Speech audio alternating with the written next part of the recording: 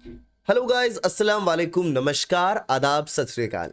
कैसे हैं आप सब लोग? उम्मीद करता हूं सब लोग बहुत बहुत बहुत ज़्यादा अच्छे होंगे। मैं आपका अपना अभिषेक भैया, MBBS third year student at Tarunisha memorial medical college and hospital, Ghazipur, Bangladesh.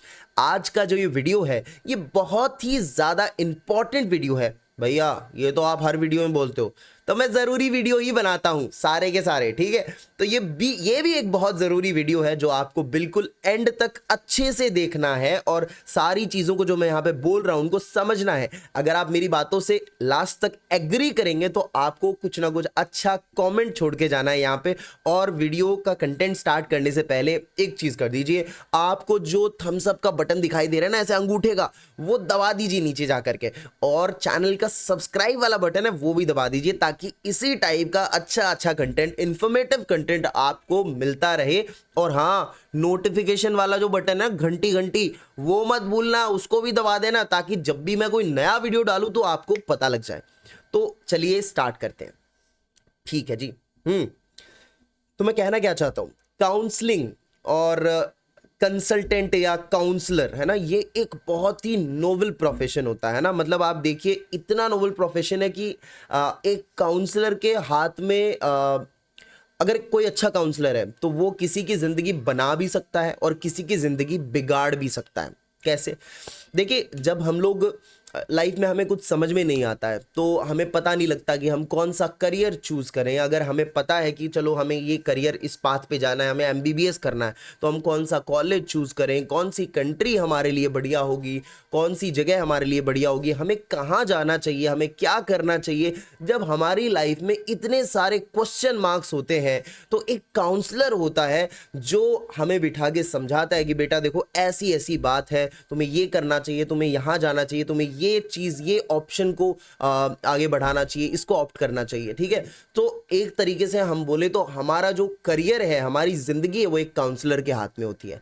लेकिन आज के टाइम पे आप देख रहे हैं कि ये जो काउंसलिंग है, जो बाहर के देशों में बहुत ही एक नोबल प्रोफेशन अभी भी माना जाता है, जहाँ पे लोगों को अपॉइंटमेंट्स लेनी होती है काउंसलर से बात करने के लिए, और बहुत ही ज़्यादा लाइक रेस्पेक्टफुल मैनर में वो लोग उनको देखते हैं।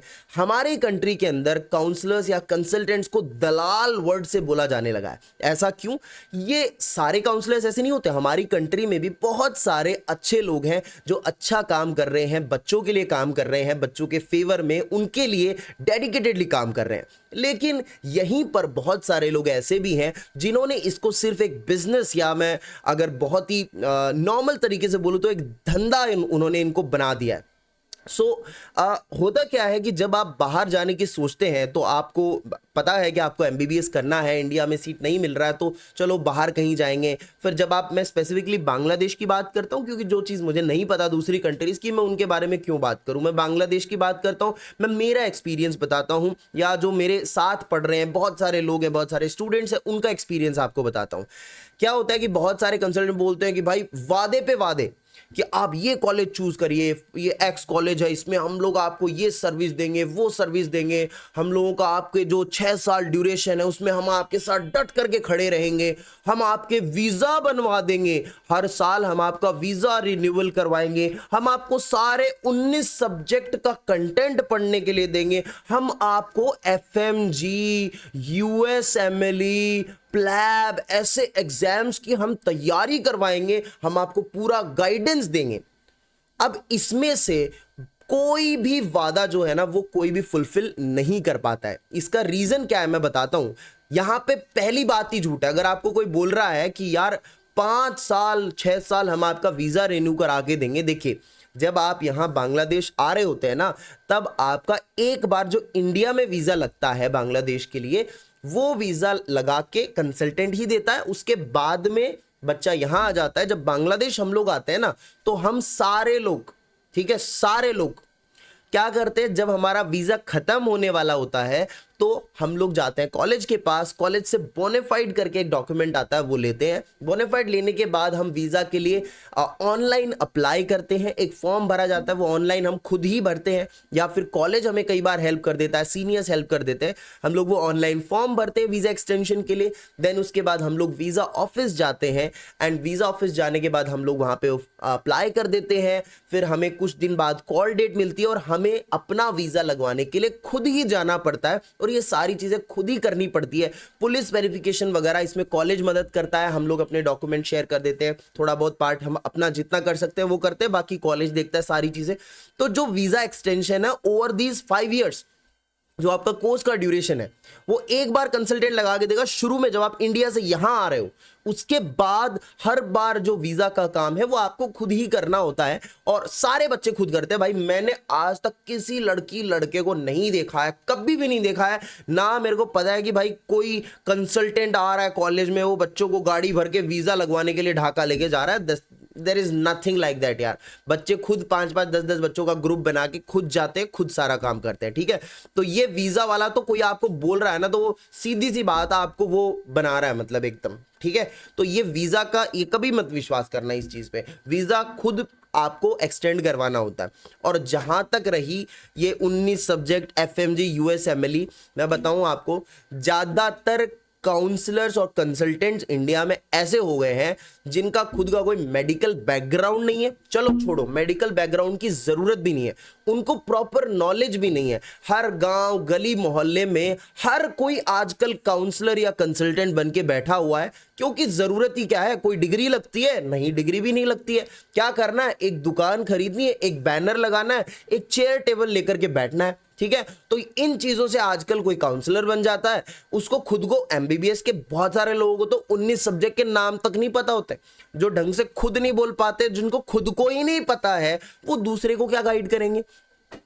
एग्री और नॉट है, खुद को ही नहीं पता दूसरे को क्या गाइड करेंगे।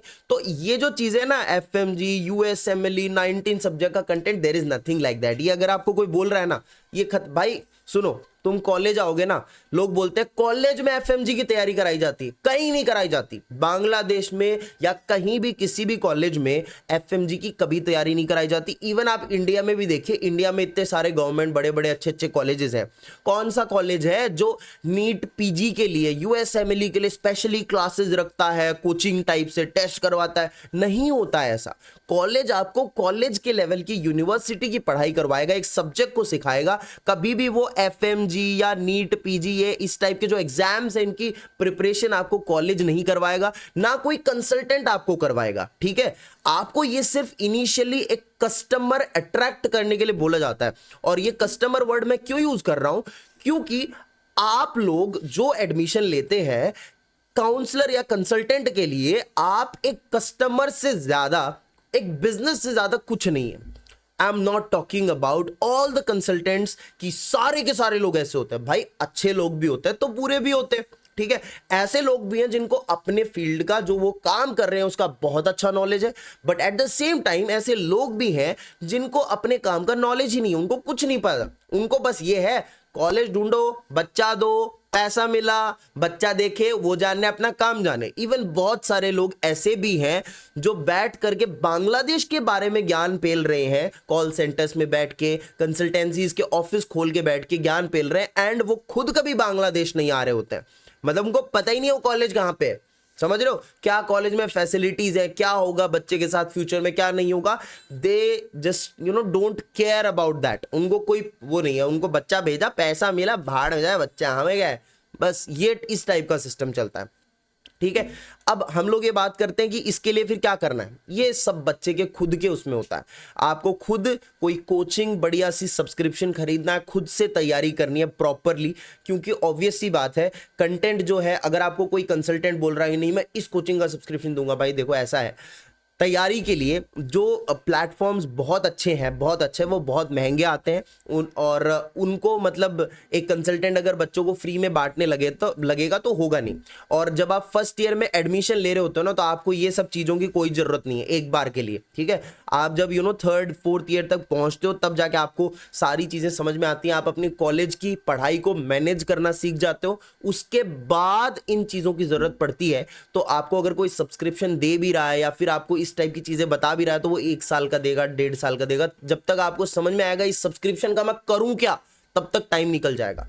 तो इट इज़ लाइक कि आपको जैसे होता है ना कि 50% ऑफ या वगैरह वगैरह इस टाइप की चीज़ें, तो वो होता है ना, कस्टमर्स को अट्रैक्ट करते हैं जब आप बिजनेस खोलते हैं, तो ये उस टाइप की चीज़ें हैं, ठीक है। सो मैं बस यही कहना चाहता हूं कि जो भी लोग ये चीज़ें कर रहे हैं ना, प्लीज़ ना करें। आप एक फैक्चुअल चीज बताएं।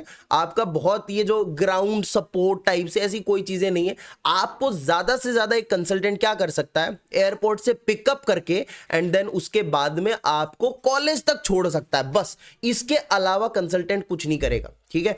आपको इवन बहुत बार क्या होता है, बहुत बच्चों को अपने कंसल्टेंट की नीड होती है ओवर द टाइम की, यार फीस थोड़ा टाइम पे नहीं दे पाए, प्लीज क्या थोड़ा टाइम मिल जाएगा कॉलेज से, 15-20 दिन के लिए बात कर लो, क्या थोड़ा टाइम मिल जाएगा। तब क्या होता है, तब एक बार फोन उठाया, हाँ हम करते हैं बात, हाँ हम कर रहे हैं बात, हाँ हम, अरे हो जाएगा यार, अभी बात करता हूँ मैं कॉलेज से। फिर उसके बाद रख दिया फोन। देन उसके बाद अगली बार बच्चा का, सर आपने बात करी, फोन ही नहीं उठाया, सर आपने बात करी, हेलो, फोन ही नहीं उठा रहे, गायब। समझ रहे हो मेरी बात को? So things are like that. और भी बहुत सारी चीजें हैं जो अगर मैं इसी वीडियो में बताने लगा तो वीडियो बहुत लंबा हो जाएगा। ये एक मतलब क्या बोलते हैं इसको, ये घंटों का डिस्कशन है जिसके अंदर हम लोग एक बार में, मतलब मैं एक वीडियो में सारी चीजें नहीं बता सकता हूँ, ऑब्वियस ही बात है। बहुत सारी चीजें, ऑलरेडी 11 मिनट का वीडियो बन गया है, लेकिन चलो और एक दो चीजें बताता हूँ। चलो, ये कुछ मैंने ऑब्जर्व किया था, यूएसएमएलई प्लैब, ये वाला वीजा वाला, ये सारी चीजें। और एक और चीज, बहुत सारे लोग जब कंसल्टेंसी ढूंढ रहे होते हैं, तो क्या करते हैं वो लोग, कंसल्टेंसी ऐसी जगह ढूंढते हैं एकदम मतलब गांव में, कि मेरे गांव के 5 बच्चों को कोई कंसल्टेंट है उसने भेजा हुआ है, मेरे गांव के 5 बच्चों को किसी कंसल्टेंट ने भेजा हुआ, चलो उसी के थ्रू चलते हैं, या फिर चलो ये ऑफिस खुला हुआ है इससे चलते हैं। अरे भाई, तुम थोड़ा सा एटलीस्ट रिसर्च करो। ऐसा होता है कि भाई जो majority of the counsellors India में बैठे हुए हैं ना, उनका कॉलेज से डायरेक्ट कॉन्टेक्ट ही नहीं है। दे आर लाइक कि वहाँ बैठे हैं, ऑफिस खोल के बैठे हैं, एक बड़ा कोई कंसल्टेंट है, उसके साथ उन्होंने मतलब क्या बोलते हैं, पार्टनरशिप कर रखी है कि मैं बच्चे को फांसूंगा, तू लेके आना इधर से, तू मेरे को देना, देन उसके बाद में हम लोग ऐसे करके एडमिशन कराएंगे। एंड इसमें भी कोई खराब बात नहीं है, लेकिन पॉइंट क्या है कि जब आप किसी एक ऐसे बहुत ही नॉर्मल कंसल्टेंसी के पास जाते हैं, तो आपको वो सारी चीजें बोल देता है, प्रोमिसेस कर देता है, लेकिन भाई उसको खुद को ही नहीं पता कि बांग्लादेश में क्या सीन है, क्या चल रहा है, कल को अगर बच्चे को रिक्वायरमेंट हुई तो मैं कैसे हेल्प करूंगा। और कोई नहीं यार, ये हेल्प वेल्प कुछ नहीं होती है, आराम से आओ, बच्चा आता है, कंसल्टेंसी आपको हेल्प करती है यहाँ पे पहुंचाने में, आपका लेटर वेटर निकाल के देती है, देन उसके बाद में आप जाओ ना, आपका काम जाने। ज्यादातर केसेस में यही वाला होता है, आप जानो और आपका काम जाने, ठीक है। बहुत कुछ कम लिमिटेड कंसल्टेंट्स हैं जो लाइक आफ्टर 3-4-5 इयर्स बच्चों के टच में रहते हैं, और उनको अगर कोई प्रॉब्लम होती है तो सॉल्व करने की कोशिश करते हैं। अगर आपने कहीं पे छोटी जगह पे एक बहुत, जैसे सपोज मैं झुंझुनू से हूँ, झुंझुनू डिस्ट्रिक्ट से हूँ, राजस्थान से। अगर मैं झुंझुनू में किसी एक कंसल्टेंट को पकड़ लूँगी, सर आप मेरा एडमिशन करा दो, ऑब्वियस ही बात है वो करा देगा। वो किसी दूसरे कंसल्टेंट को कॉन्टैक्ट करेगा, दूसरा बोलेगा ठीक है मैं कर दूंगा, will share the profit, okay that's it, हो गया, मेरा एडमिशन हो गया। कल को मुझे जब कॉलेज में कोई भी प्रॉब्लम आएगी, मैं क्या करूंगा, मैं झुंझुनू वाले कंसल्टेंट को कॉल करूंगा, सर देखो ये बात है। अब झुंझुनू वाला कंसल्टेंट किसके थ्रू एडमिशन कराया था, उसको बोलेगा, उसकी मर्जी, वो कॉलेज में बोले या ना बोले, मेरी प्रॉब्लम सॉल्व करे या ना करे, तो मैं तो उसके थ्रू आया भी नहीं हूं। समझ रहे हो मेरी बात? तो मैं ये सारी चीजें आपको क्लियर करना चाहता हूं कि ये ग्राउंड सपोर्ट, ये सब इन चक्करों में ना पड़े। यही बातें कर करके बहुत सारे कंसल्टेंट 1.5-2 लाख रुपए कंसल्टेंसी चार्ज लेते हैं बांग्लादेश में, and that is completely not justified. Okay, so that's it for this video, and मिलते हैं हम नेक्स्ट वीडियो में। Till then take care, bye bye, see ya. एक चीज तो भूल गया मैं, हाँ ये और बता देता हूं मैं तुम्हें कि भाई मेरी क्लासेस चल रही है अभी बांग्लादेश में 2024-25 सेशन में, और बाकी भी और बच्चे इधर उधर के देख रहे हैं, तो मैं एनाटमी की क्लासेस लेता हूं और फिजियोलॉजी के लेक्चर्स भी होते हैं और बांग्ला लैंग्वेज की भी क्लासेस है। तो अगर किसी को भी ज्वाइन करनी है तो उसको क्या करना पड़ेगा भाई, उसको इस नंबर पे व्हाट्सअप करना पड़ेगा 7627055562। बोल दो 7627055562। इस नंबर पे क्या करना है, आपको व्हाट्सएप पे मैसेज करना है, WHATSAWE, समझ गए ना, व्हाट्सएप पे मैसेज करना है। देन मैं आपको ग्रुप पे ऐड कर दूंगा, और जैसे आप ग्रुप पे ऐड होंगे आपकी कुछ ही दिनों में प्री MBBS क्लासेस स्टार्ट हो जाएंगी। एंड इवन आप अगर किसी भी बांग्लादेश में या कहीं और भी किसी मेडिकल कॉलेज में पढ़ रहे हैं and you need any kind of help in academics, आपको एनाटमी पढ़नी है, फिजियो पढ़नी है, यू कैन बिंदासली कॉन्टेक्ट मी, आपको पढ़ा दिया जाएगा। ठीक है, तो मिलते हैं नेक्स्ट वीडियो में। टिल देन, बोल दिया यार, कितनी बार बोलेगा। ठीक है भाई, चलो, एडिट वेडिट करने का टाइम नहीं मिलता है, जैसा कंटेंट बना देख लेना, यही है बस मेरे पास। ठीक है, मैं बोल सकता हूँ बैठ के बस, और बाकी एडिट करने का टाइम नहीं है भाई। एग्जाम चल रहे हैं, एग्जाम पास में आ रहे हैं, बहुत लोड है मेरे ऊपर, मैं क्या करूँ, सॉरी। ठीक है, चलो बाय।